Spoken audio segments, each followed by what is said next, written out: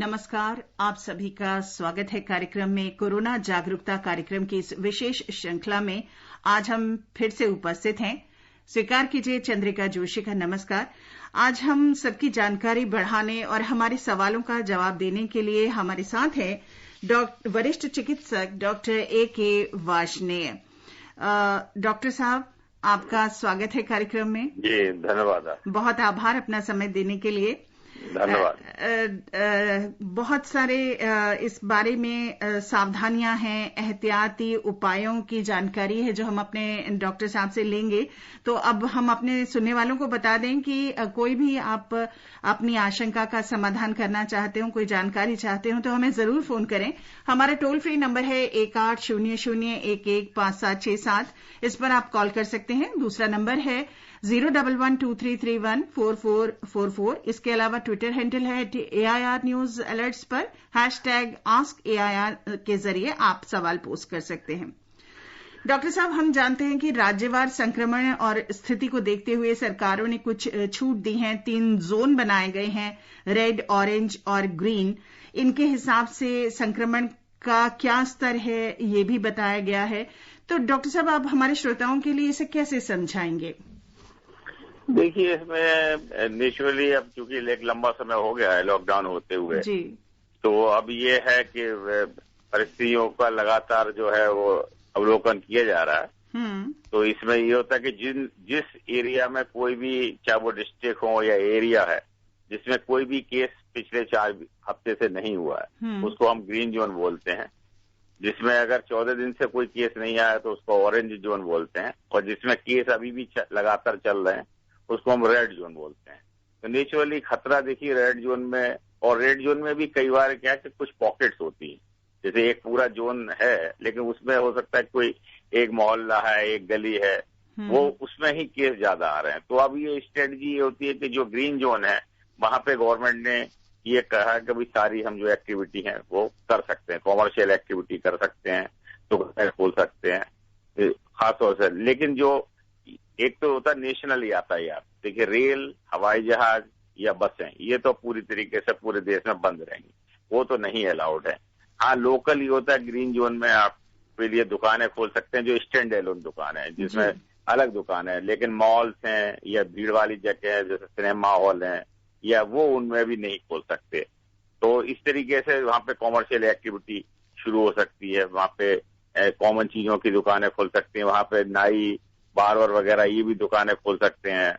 और गवर्नमेंट एक तरीके से जो इंडिविजुअल दुकान है उनमें सारी कॉमर्शियल एक्टिविटी अलाउ की है।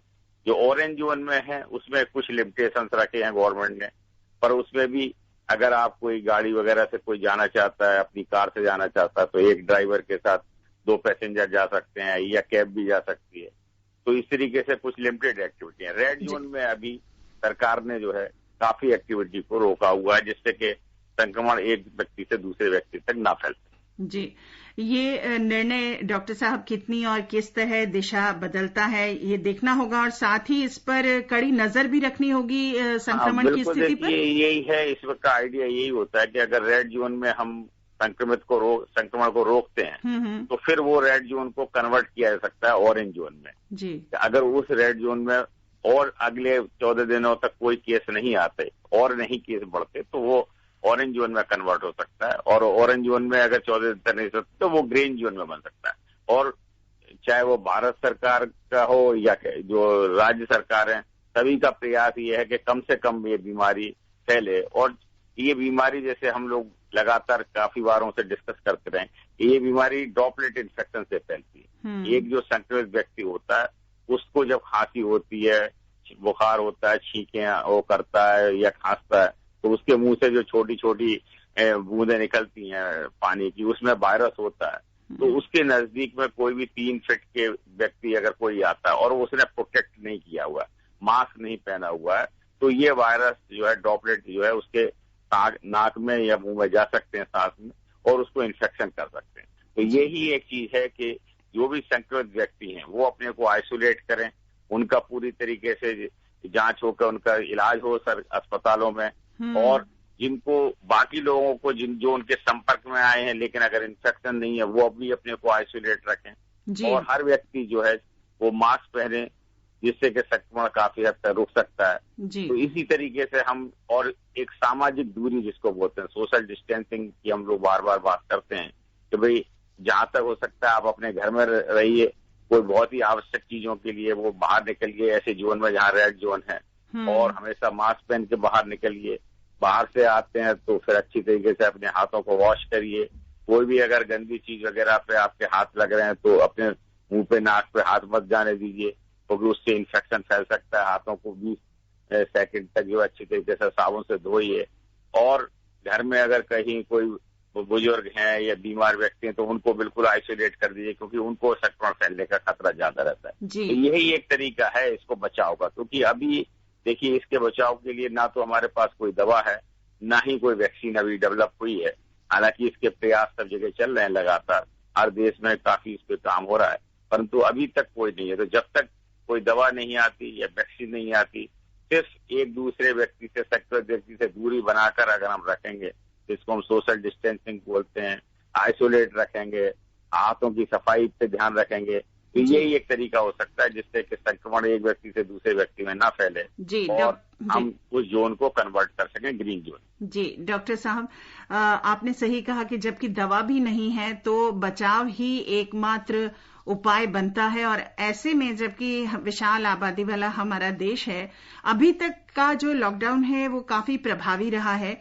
अब आगे कोरोना संकट से बाहर निकल पाने में किस तरह के उपाय करने चाहिए? हालांकि आपने रेड, ग्रीन और ऑरेंज जोन के बारे में विस्तार से बताया है, लेकिन इसके अलावा लोगों को और क्या ऐसे एहतियाती उपाय करने चाहिए? देखिए, एहतियात अब यही होता है कि जैसे हम लोग बार बार कह रहे हैं कि इन्फेक्शन हमेशा जो है संक्रमित व्यक्ति के पास में ही कोई आएगा तभी संक्रमित है। तो अगर किसी व्यक्ति को आज की तारीख में अगर उसको खांसी है, बुखार है, तो फिर उसको तुरंत ही जो है वो नजदीकी स्वास्थ्य केंद्र पे या जो गवर्नमेंट के हॉस्पिटल है वहां जाना चाहिए। या जो डॉक्टर साहब जो सरकार ने 10 सरकार ने जो हेल्पलाइन नंबर दिया हुआ है वो अपने सेंट्रल हेल्पलाइन नंबर भी है, स्टेट गवर्नमेंट की हेल्पलाइन नंबर है, उस पर कॉन्टेक्ट करें। तो उस तरीके से फिर ये होता है कि अगर उनको कोई संक्रमण की संभावना होती है तो तुरंत उसकी जांच की जा सकती है।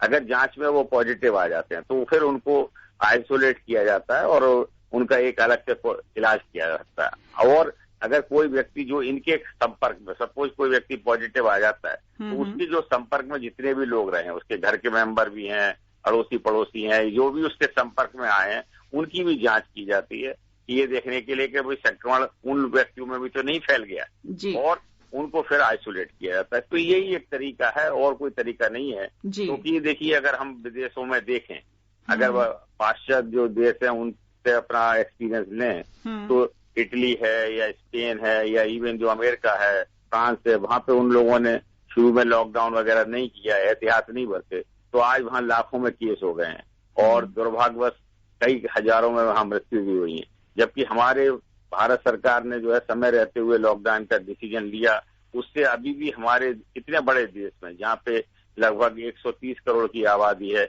अभी हमारे देश में केस उस हिसाब से अनुपात में बहुत ही कम हुए हैं और मृत्यु भी काफी कम हुई है। तो ये एक बहुत ही अच्छी बात है कि हमने लॉकडाउन समय पे करा, उसका हमें फायदा भी मिला।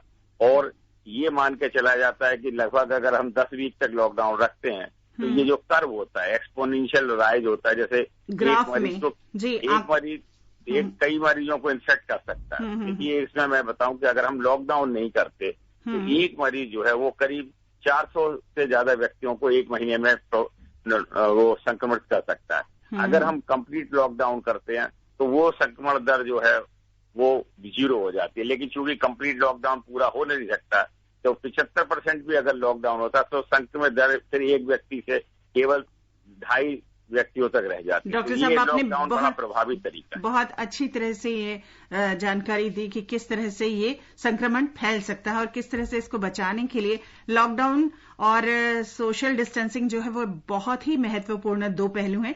डॉक्टर साहब हमारे साथ हमारे एक श्रोता जुड़ गए हैं गाजियाबाद से, इंद्र कुमार, इनका सवाल ले लेते हैं। इंद्र कुमार जी बोलिए। डॉक्टर साहब नमस्कार। जी नमस्कार। मैं डॉक्टर इंद्र कुमार शर्मा बोल रहा हूँ गाजियाबाद से। ये बताइएगा, ये जो अभी तीसरा इस चरण शुरू हुआ है, जी, तो इसमें दुकानों पर बहुत भीड़ शुरू हो गई है। हाँ।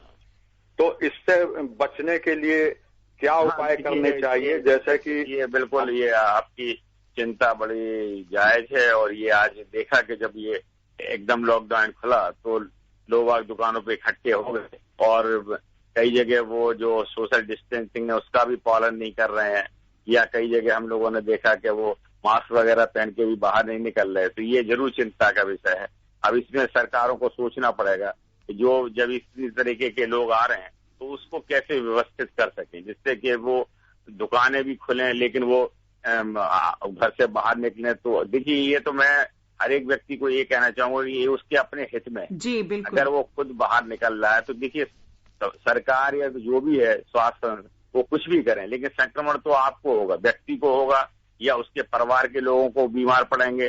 तो उसको अपना बचाव करना बहुत जरूरी है और उसको खुद एहतियात रखना जरूरी है। अगर वो घर से बाहर निकलता है तो बिना मास्क के न निकले, दूरी जहां तक पॉसिबल है खुद भी अपने को सोशल डिस्टेंसिंग रखे, 3 फीट 4 फीट का फासला रखे, दूसरों को भी जानकारी दे या उनको भी समझाए कि भाई ये फासला हमारी अपनी सेहत के लिए बहुत जरूरी है। डॉक्टर साहब, आपने बहुत अच्छी बात कही। बीमारी बहुत बड़ी है, समाज बहुत बड़ा है और सब लोग इन्वॉल्व हैं। तो समाज का जब तक सहयोग पूरी तरीके से नहीं मिलेगा, कोई भी सरकारें इसको पूरी तरीके से लागू नहीं कर पाएंगी। हालांकि सरकार अपने लेवल पे नेचुरली सारी जो भी जरूरत है वो कोशिश और करेंगी, जिससे कि ये बीमारी एक दूसरे से ना फैल।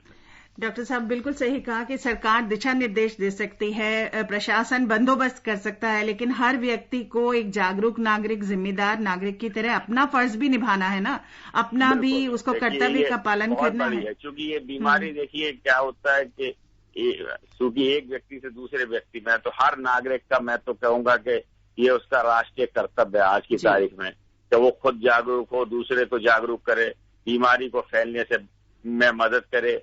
और यही उसका तरीका है। अगर हम जो भी दिशा निर्देश सरकारों के आ रहे हैं उनका पालन करें, बता रहे हैं, अगर हम उनका पालन करेंगे तो नेचुरली इस बीमारी पर हम विजय पा सकते हैं। डॉक्टर साहब, यही एक तरीका। मंदसौर से हमारे श्रोता है बसंती लाल हमारे साथ। बसंती लाल जी, पूछिए। नमस्कार मैम। नमस्कार, बोलिए।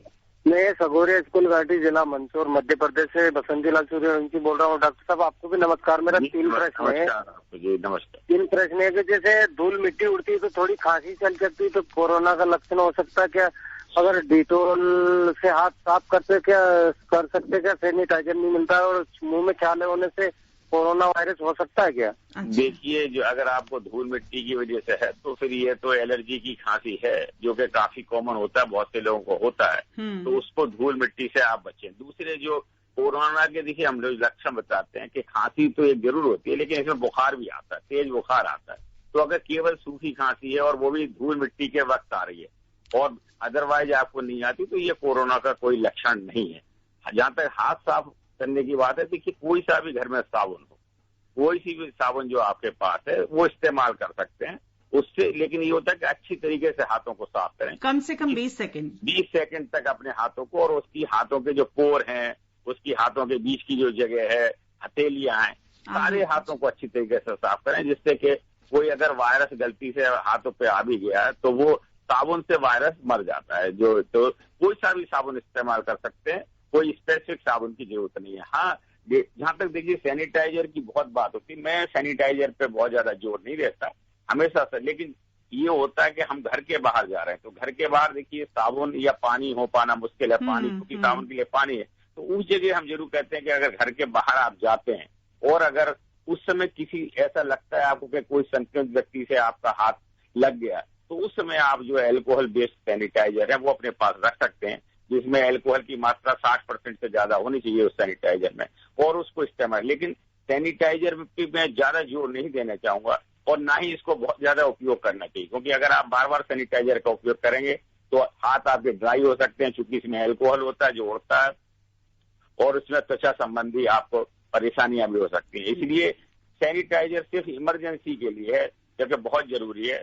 सिर्फ घर में कोई सा भी साबुन है उस साबुन से अच्छी तरीके से हाथ साफ करें, वही काफी। डॉक्टर साहब, इन्होंने मुंह में छाले की बात कही कि मुंह में देखिए छाले का कारण जो है कोरोना नहीं होता, ये कोई जैसे छाले बहुत से वजह से हो सकते हैं, इसमें ये अपने किसी भी जो नजदीकी डॉक्टर हैं उनको एक बार चेक करा लें कि भाई छाले का क्या कारण है, और उसकी दवा देने से वो छाले ठीक हो जाए। और डॉक्टर साहब, जो इन्होंने कहा ना कि धूल मिट्टी से खांसी होती है, तो अगर ये मुंह अपना ढक के रखेंगे, पता है, तो उसके अभी तरीका वही होता है, मुंह अगर ढक के रखेंगे तो वो कम उसका प्रभाव होगा। मिट्टी वगैरह है उसको कोशिश करें कि ऐसी जगह ना जाएं, और उसमें भी अपने चेहरे पे, मतलब अपने मुंह पे और नाक पे अगर ये कोई भी कपड़ा, मास्क, रूमाल, गमछा, हाँ मतलब देखिए मास्क का ये मतलब नहीं होता कि आपको मास्क की प्रॉपर्टी, कोई भी कपड़ा हो सकता है। आप घर में जो है 3 कपड़ों की लेयर बना के मास्क बना सकते हैं, कोई मोटी टॉवल वगैरह है, गांव वगैरह के हमारे जो साथी वगैरह होते हैं, जो किसान भाई होते हैं या मजदूर भाई होते हैं, वो शुरू से ही अपने मुंह पे गमछा वगैरह रखते हैं या कपड़ा रखते हैं, तो वो काफी है। कोई भी चीज अगर देखिए मुंह और नाक में अगर आपके धूल मिट्टी या कोई भी परागकण, बहुत से लोगों को फूलों से परेशानी होती है, बहुत से लोगों को सुगंधों से परेशानी होती है, तो ये जब हम नाक और मुंह पर रखते हैं तो उनको फिर एलर्जी की संभावना काफी कम हो जाती है। जी डॉक्टर साहब, दिल्ली से हमारे श्रोता हैं अहमद हसन हमारे साथ। अहमद जी बोलिए।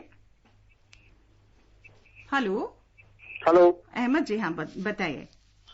हाँ मैडम। हाँ बोलिए, आपको सुन रहे हैं। मुझे ये पूछना था कि दिल्ली जो है पूरा रेड जोन है। हाँ जी। और यहाँ पर शराब की दुकानों पर सबसे ज्यादा भीड़ लगी, क्या शराब की दुकान भी एसेंशियल आइटम्स में से आती है? एक बात। दूसरी चीज, मैं ब्लाइंड आदमी हूँ, प्रोफेसर, रिटायर्ड हूँ, अबव 65। अच्छा।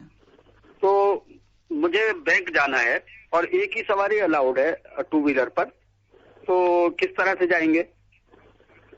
देखिए इसमें जो लोकल जो पुलिस की जो हेल्पलाइन वगैरह होती हैं, वहां आप अपनी समस्याएं रख सकते हैं। तो उस हेल्पलाइन में जो वहां के लोकल के जो पुलिस के थाने के लोग होते हैं वो आपकी मदद करेंगे किसी तरीके से। वहां आपको अगर बहुत आवश्यक कार्य के लिए आपको जाना है। जहां तक देखिए गवर्नमेंट की कोई पॉलिसी है तो गवर्नमेंट अपनी पॉलिसियां जो है समय समय पे लाती है और उसको इवेल्युएट करती रहती है। अगर वो पॉलिसी उनको लगता है कि भाई किसी तरीके से पब्लिक को परेशानी हो रही है उसमें, तो उसको फर्दर इवेल्युएट करती है। और ये ऑनगोइंग प्रोसेस है, क्योंकि देखिए ये बीमारी पहली बार आई है, नई बीमारी है, किसी को भी इस बीमारी का पूरी तरीके से नहीं पता। सिर्फ यही अभी समझ में आ रहा है कि ये बीमारी एक दूसरे से फैल रही है, एक दूसरे के पास जो संक्रमित व्यक्ति के पास जो आता है उससे फैल रही है। तो रोज नई नई गाइडलाइंस आती हैं। हर आदमी, हर व्यक्ति, चाहे वो व्यक्ति हो या सरकारें हो, वो सब अनुभव से सीख रही हैं। तो इसलिए हर एक को एहतियात रखना जरूरी है। सुविधा के लिए सरकार ने देखिए कई नंबर दिए हुए हैं। लोकल जो थाने वगैरह के पुलिस के नंबर भी अवेलेबल होते हैं, या जो पुलिस की गाड़ियों वगैरह होती हैं जो उसको भी आप नंबर कर सकते हैं। और चूंकि आप एक सीनियर सिटीजन हैं और आपको दृष्टि की भी परेशानी है, तो वो जरूर आपकी मदद करेंगे, जिससे कि आपका बैंक का स्थानीय पुलिस आपकी मदद कर सकती है। आप हेल्पलाइन नंबर 1011-2397-8046 है, इस पर भी कॉल कर सकते हैं और अपनी ईमेल से भी अपनी प्रॉब्लम बता सकते हैं। ncov2019@gov.in पर अपनी समस्या। और वैसे स्थानीय प्रशासन पुलिस जो है वो आपकी मदद जरूर करेगा। या फिर कोई 4 व्हीलर की अगर इनको सुविधा हो तो उसमें फिर जरूर ड्राइवर के साथ 2 व्यक्ति पीछे अलाउड हैं, तो वो जा सकते हैं। हाँ, 2 व्हीलर आप अपनी समस्या जरूर बताएं स्थानीय स्तर पर, अपनी समस्या बताएं, करेंगे वो जरूर मदद करेंगे। जी। अहमदनगर से हमारे श्रोता सचिन हमारे साथ हैं अपना सवाल लेकर। सचिन जी बोलिए। हाँ हेलो दीदी जी। हाँ बोलिए। हाँ, मेरे को ये कहना है जो कोरोना के बारे में जो कौन कौन सी सब्जी खानी चाहिए इसके बारे में बताना चाहता हूँ। कोरोना के बारे में क्या क्या बोला, थोड़ा बोलिए। हाँ, क्या क्या खाना चाहिए? अच्छा, शाकाहारी। हाँ देखिए इसमें कोई ऐसी स्पेसिफिक चीज नहीं है। आपको जो हर चीज खा सकते हैं, आप हर सब्जी खा सकते हैं, हर दाल खा सकते हैं, लेकिन इम्यूनिटी बढ़ाने के लिए जरूर हम लोग कुछ कहते हैं कि जो प्रोटीन की चीजें हैं, जैसे दाल है, दूध है, दही है, पनीर है। अगर आप मांसाहारी हैं तो अंडा वगैरह भी खा सकते हैं, लेकिन सब चीज अच्छी तरीके से पकी होनी चाहिए और साफ सुथरी होनी चाहिए। संतुलित आहार लें। हाँ, इसके अलावा जो है धूम्रपान बिल्कुल ना करें, शराब का सेवन बिल्कुल ना करें, और हल्की सी जो भी वर्जिश आप घर में कर सकते हैं, जिसके आप एक आदी हैं, एक अनयूजुअल नहीं, जो आप नॉर्मल कर सकते हैं, थोड़ी सी वर्जिश करें। कुछ अगर योग वगैरह की एक्सरसाइज कर सकते हैं तो ये हमारी शरीर की इम्यूनिटी बढ़ाने में मदद करती हैं। और डॉक्टर साहब, हाँ जी बोलिए। इम्यून सिस्टम अच्छा होगा तो, लेकिन जो कुछ सिट्रस फ्रूट होते हैं जिनमें विटामिन सी होता है, जैसे कि आंवला है, नींबू है, संतरा है, मौसमी है, इनमें विटामिन सी होते हैं। तो इस तरीके के फ्रूट अगर हम खाते हैं तो ये भी हमारी इम्यूनिटी बढ़ाते हैं। और डॉक्टर साहब, जैसे कि आयुष मंत्रालय ने कुछ दिशा निर्देश दिए हैं कि गर्म पानी गुनगुना आप फॉलो सकते हैं कि भाई जिसमें जो हमारे आयुर्वेदिक विभाग ने दिए हैं, काली मिर्च, अदरक, हल्दी वाला दूध ले सकते हैं, दिन में गर्म पानी पिए, कुछ काढ़ा वगैरह बना के पी सकते हैं वो भी, या जो विटामिन सी वाली चीजें हैं जैसे च्यवनप्राश वगैरह है उसमें भी आंवला वगैरह होता है, तो ये सब हमारी इम्यूनिटी बढ़ाने में मदद कर सकते हैं। और ये सब चीजें घर में होती हैं, हम आमतौर पर इनका इस्तेमाल करते हैं, तो उसका उपयोग कर सकते हैं। और ये हमारी ट्रेडिशनल चीजें हैं। ज्यादातर लोगों को इन बारों घर में सब सामान होता है, उनको पता भी है कि ये हमें फायदा पहुंचाती हैं, तो इसका फायदा उठा सकते हैं। लेकिन देखिए, मैं आपको बार बार कह रहा हूँ कि आपकी चाहे इम्यूनिटी कितनी भी अच्छी क्यों ना हो, ये बात जरूर है कि इम्यूनिटी अच्छी होना अच्छी बात है, लेकिन बचाव केवल इम्यूनिटी अच्छा होगा तो नहीं होगा। बचाव एक ही तरीका है कि हम संक्रमित व्यक्ति से अपने को दूर रखें, मुंह पे मास्क लगा के रखें और आइसोलेट रखें, और संक्रमित कोई भी व्यक्ति है और उससे 3-4 फीट की दूरी रहें। और अगर किसी व्यक्ति को खांसी और बुखार है तो वो अपने को जरूर आइसोलेट कर ले, क्योंकि अगर इन्फेक्शन फैलना है तो उसी से फैलना है, और तुरंत ही वो नजदीकी जो केंद्र हैं हमारे अस्पताल वगैरह हैं या जो हेल्पलाइन है उनसे गाइडेंस लेके अगर जरूरत है तो वो अपनी जांच करें। जी, हेल्पलाइन नंबर है 10751075। इस नंबर पर आप कॉल करेंगे तो वो जरूर आपको बताएंगे कि आपको क्या करना है। हिमाचल प्रदेश से हमारे अगले श्रोता है नगेंद्र नेगी हमारे साथ। नेगी जी बोलिए, क्या पूछना चाहते हैं? हेलो, नमस्कार मैडम जी। नमस्कार, बोलिए। डॉक्टर साहब नमस्कार। मेरा सवाल ये है, मैं हिमाचल प्रदेश के सरकाघाट मंडी से नागेंद्र सिंह नेगी बोल रहा हूँ। सर, मेरा सवाल ये है कि क्या शराब पीने से इम्यून पावर बढ़ती है? जो कृतज्ञ 40 दिन जो तपस्या की लॉकडाउन की, एक सरकारी फैसले ने सारी शराब में डुबो के रख दिया एक दिन में। हाँ, देखिए, हम लोग हमेशा डिस्करेज करते हैं कि किसी को भी शराब नहीं पीनी चाहिए, परंतु दुर्भाग्यवश हमारे समाज में क्या सारे जगह कुछ लोगों को शराब की आदत पड़ जाती है, और ये एक सामाजिक विकृति है।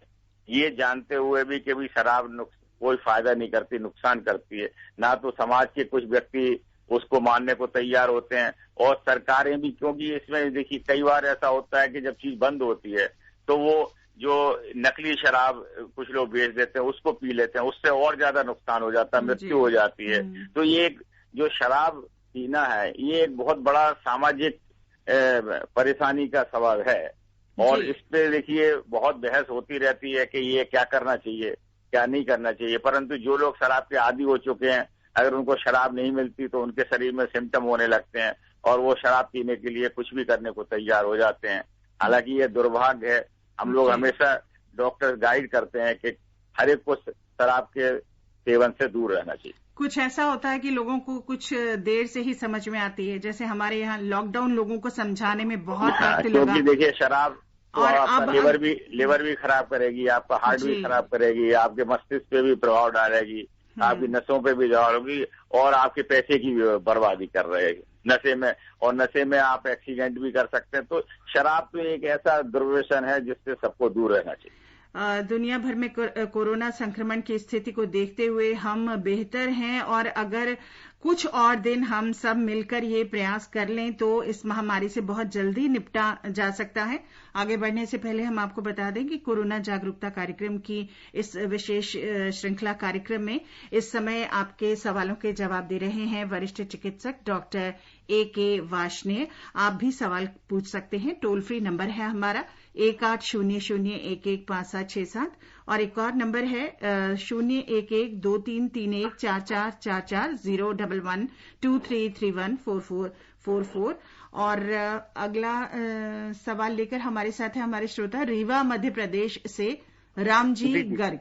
हेलो राम। नमस्ते मैडम, और डॉक्टर साहब को भी हमारा नमस्ते। जी नमस्कार जी। एक रिक्वेस्ट मैं और जरूर करूंगा अपने श्रोताओं से कि जिनका फोन एक रोज लग जाता मैडम जी, तो कृपया 1-2 रोज न लगाएं करा, क्योंकि बहुत श्रोता लाइन में रहते तो उनका तो हफ्ते 15 रोज तक भी फोन नहीं लगता है। देखिए, आपकी तरफ से तो ठीक है, लेकिन हम नहीं कह सकते हैं कि हमारे लिए तो हर श्रोता हमारा बराबर है। आप अपना सवाल पूछिए, और क्योंकि और भी इंतजार कर रहे हैं लोग। जी मैडम, सवाल ये है हमारा कि जैसे मान लीजिए जो व्यक्ति पॉजिटिव हो जाता है, इसके बाद फिर वो निगेटिव भी हो जाता है। दरअसल बात ये है कि आप लोग कहते हैं कि इसकी न वैक्सीन है न कोई दवा है, तो ऐसा फिर कैसे वो ठीक ठाक हो जाते हैं पेशेंट? डॉक्टर साहब बहुत अच्छे। बिल्कुल, देखिए मैं आपको बताऊं कि ये एक वायरस होता है, और ज्यादातर वायरस या कोई भी जो होता है जब हमारे शरीर में जाता है तो हमारा शरीर तुरंत ही उसके खिलाफ जो है एंटीबॉडी बनाना शुरू कर देता है। उससे लड़ने की क्षमता शरीर में होती है, और ज्यादातर केस में 7 दिन के भीतर में एंटीबॉडी बन जाती है, और ये एंटीबॉडी उस वायरस को किल कर देती हैं। और जैसा देखिए, आपने भी खुद सुना होगा, आप अखबार टेलीविजन सब में सुन रहे हैं कि 90% व्यक्तियों में सिम्टम बहुत ही माइल्ड होते हैं। उनको बहुत हल्का बुखार या खांसी होती है, और वो 1 हफ्ते में अपने आप ही ठीक हो जाते हैं। हाँ, ये होता है कि 10% व्यक्ति जिनकी जो बुजुर्ग हैं, जिनमें डायबिटीज की बीमारी है, हार्ट की बीमारी है, किडनी की बीमारी है, लिवर की बीमारी है, या जिनको सांस की बीमारी है, सीओपीडी है, या जिनको इस तरीके की दवाइयां चल रही हैं जो हमारे इम्यून सिस्टम को कम कर देते हैं, जिसमें स्टेरॉइड दवाइयां चल रही हैं, या HIV की दवाइयां चल रही हैं, या अदर इम्यूनोसप्रेसर, तो इन लोगों में जो है संक्रमण तेज हो जाता है और उनमें निमोनिया हो जाता है। वो जब एक बार निमोनिया हो जाता है तो उसमें फिर उनको ऑक्सीजन की जरूरत पड़ जाती है। उसमें भी 5-6% लोग केवल ऑक्सीजन देने से ही बच जाते हैं, परंतु दुर्भाग्य से जिनमें स्थिति बहुत खराब हो जाती है, जिनके लंग पूरे डैमेज हो जाते हैं, ऐसे 3 से 4% व्यक्ति जो है वेंटिलेटर पे चले जाते हैं, जिनको सांस की मशीन की जरूरत पड़ती है ऑक्सीजन के लिए, और ऐसे पेशेंट बहुत ज्यादा गंभीर हो जाते हैं। इनमें अभी हम काफी दवाइयां, सारे संसार में डिफरेंट तरीके की दवाइयां इस्तेमाल की गई हैं, परंतु बहुत ज्यादा इसमें अभी फायदा नहीं मिल पाया।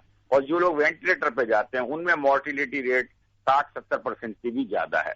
लेकिन ओवरऑल अगर हम देखें तो 97% लोग इस बीमारी से बच जाते हैं।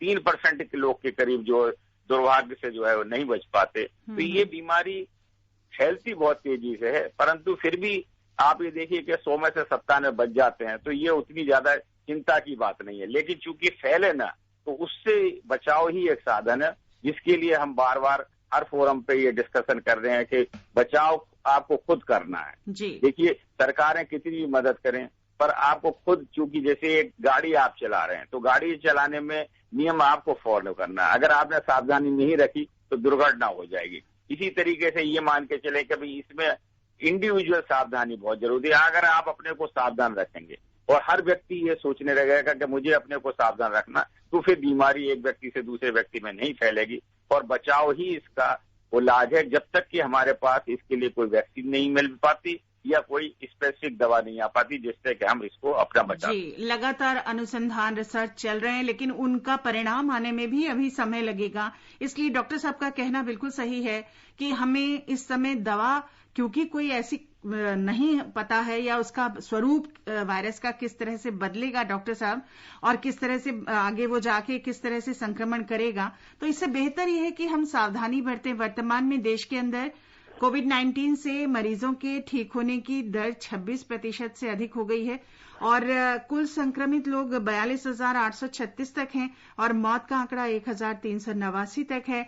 तो हम ये सब देखते हुए डॉक्टर साहब, ये सवाल उठता है कि अगर सभी लोग निर्देशों का ईमानदारी के साथ पालन करेंगे तो ये कोरोना से जो युद्ध है हमारा, वो हम जीत सकेंगे। हाँ, देखिए वही चीज मैंने बताई, जो आपने खुद ही अभी कहा कि देखिए 42,000 हमारे सक्रिय व्यक्ति और जिसमें 1,000 की डेथ हुई है, तो बाकी काफी हद तक ठीक हो गए। लेकिन क्योंकि एक बार इन्फेक्शन आता है तो इसको ठीक होने में 2 से लेकर 4 हफ्ते लग जाते हैं। जो कोई भी व्यक्ति बीमार हो जाता है तो उसको 2 से 4 हफ्ते तक ठीक होने में लगता है। इसलिए जो समय होगा, संक्रमित व्यक्ति ज्यादा होंगे लेकिन धीरे धीरे सही होंगे। लेकिन ये एक बहुत ही ज्यादा जो है अच्छी बात है कि जो मृत्यु दर है वो 3% से ज्यादा नहीं है। हालांकि 3% लोग भी अगर हमारे मरते हैं किसी बीमारी से तो वो भी एक चिंता का सबब होता है, लेकिन इतना ज्यादा मतलब गंभीर स्थिति भी नहीं है कि भाई अगर हमको कोरोना हो गया तो हम बचेंगे ही नहीं। इस तरीके की मन में कोई भी भावना ना रखें।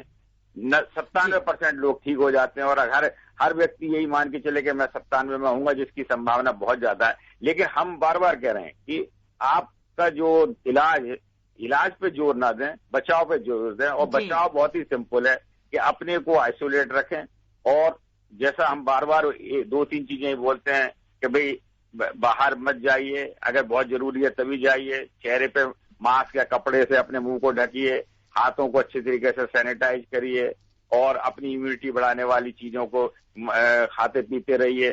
तो इस तरीके से आप बीमारियों से बच सकते हैं। जी डॉक्टर साहब, विदिशा मध्य प्रदेश से हमारे श्रोता नेत्राम हमारे साथ फोन लाइन पर हैं सवाल लेकर। नेत्राम जी बोलिए। हेलो जी, नमस्कार मैडम। नमस्कार, बोलिए जी। आपकी सारी टीम के लिए मेरी तरफ से बहुत बहुत नमस्कार और धन्यवाद। आप अच्छा काम कर रहे हैं। सबकी तरफ से शुक्रिया आपका, बोलिए जी। डॉक्टर साहब आपको नमस्कार। और मेरा क्वेश्चन ये है डॉक्टर साहब, मदिरा और मुर्गा जी, इनसे किस हद तक कोरोना वायरस फैलता है कि नहीं फैलता? सर मध्य प्रदेश में मदिरा देखिए, हम हमेशा ये कहते हैं कि मदिरा का सेवन नहीं करना चाहिए, लेकिन मदिरा के सेवन से कोरोना वायरस नहीं फैलता।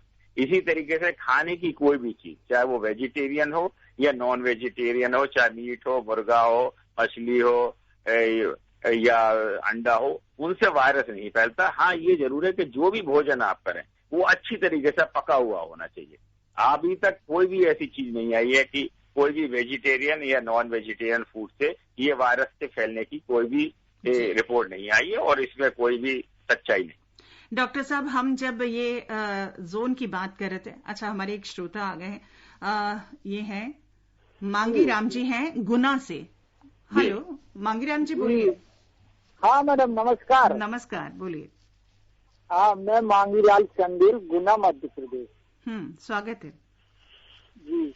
मैडम, मैं आपके माध्यम से डॉक्टर साहब से ये जानना चाह रहा हूँ कि फूल और सब्जी और फलों में ये वायरस कब तक जीवित रह सकता है? देखिए, जहाँ तक ये है कि वायरस हवा में भी कुछ घंटे रह सकता है, और अगर हम जैसे खांसते हैं छींकते हैं तो फलों के ऊपर भी रह सकता है। लेकिन उस फल से या उससे अगर आप उसे छूते हैं और फिर वो जो आपके गंदे हाथ होते हैं उसको अगर आप नाक और मुंह पे लगाते हैं तो एक संभावना जरूर हो सकती है कि आपको वायरस फैल जाए। लेकिन अभी तक पूरे संसार से इस तरीके की कोई भी रिपोर्ट नहीं आई है कि किसी को फल सब्जियों से, किसी खाने की चीजों से, या कोई वस्तु जैसे हम अखबार पढ़ते हैं उसके छूने से या किसी से वायरस नहीं फैला। तो अगर आप अपने हाथ, जैसे कोई भी चीज बाहर से लाते हैं एहतियात के तौर पर, आप फल और सब्जी लाते हैं, उसको अच्छी तरीके से धो लीजिए, वॉश कर लीजिए, और उसके बाद फिर उसमें कोई खतरा नहीं रहता। हाँ, ये जरूर है कि जब एक बार आप फल सब्जियों को धो लें, या दूध की थैलियां वगैरह लाते हैं उनको अच्छी तरीके से धो लें, उसके बाद अपने हाथों को जरूर धोएं। उस गंदे हाथों को अपने नाक और मुंह पे ना लगने दें, नाक, मुंह और आंखों पर। उसको अच्छी तरीके से अपने हाथों को वॉश करिए 2 सेकंड, उसके बाद अपना नाक मुंह का, क्योंकि वायरस देखिए अगर आपके हाथ पे लग भी गया तो भी बीमारी नहीं होगी जब तक कि वो आप गंदे हाथों से अपने नाक को, मुंह को या आंखों को छुएंगे, क्योंकि वायरस की एंट्री वहां से होती है। जी, मतलब हम बार बार कह रहे हैं कि आपने जहां तक कोशिश करें कि अपने मुंह पे अगर आपने जो है मास्क लगाए हुए है, कोई कपड़ा लगाया हुआ है, तो नाक और मुंह वैसे ही नहीं छू पाएंगे। और गंदे कभी भी जो नाक और मुंह पे अपने हाथ ना लगाएं, अगर लगाने की जरूरत है तो उससे पहले अपने हाथों को अच्छी तरीके से साफ करें साबुन से, तो ये बीमारी नहीं फैले। जी, यानी साफ सफाई की बहुत ज्यादा जरूरत है, और जरूरत है संयम, संकल्प और अनुशासन की। अनुशासित रहिए, संकल्पबद्ध रहिए, आत्म संयम रखिए, कोरोना योद्धाओं का स्वागत करें, सम्मान बढ़ाएं, बार बार अभिनंदन करें अपने चिकित्सकों का, चिकित्सा कर्मियों का, पुलिस कर्मियों का, जिनकी वजह से सब काम सुचारू चल रहा है। डॉक्टर साहब, आपका बहुत बहुत शुक्रिया। आपने हमारे श्रोताओं के सवालों के जवाब दिए और बेहद महत्वपूर्ण जानकारियां दी। अभी धन्यवाद समय देने और इन सब जानकारियों के लिए आपका बहुत बहुत आभार। डॉक्टर वरिष्ठ चिकित्सक डॉक्टर A.K. वार्ष्णेय आपके सवालों के जवाब दे रहे थे, और आभार उन श्रोताओं का भी जिन्होंने कार्यक्रम में हिस्सा लिया। अब कार्यक्रम का समय समाप्ति की ओर है। आप सब अपना ख्याल रखिए और आकाशवाणी सुनते रहिए। हम आपके साथ हैं। चंद्रिका जोशी को अनुमति दीजिए। नमस्कार।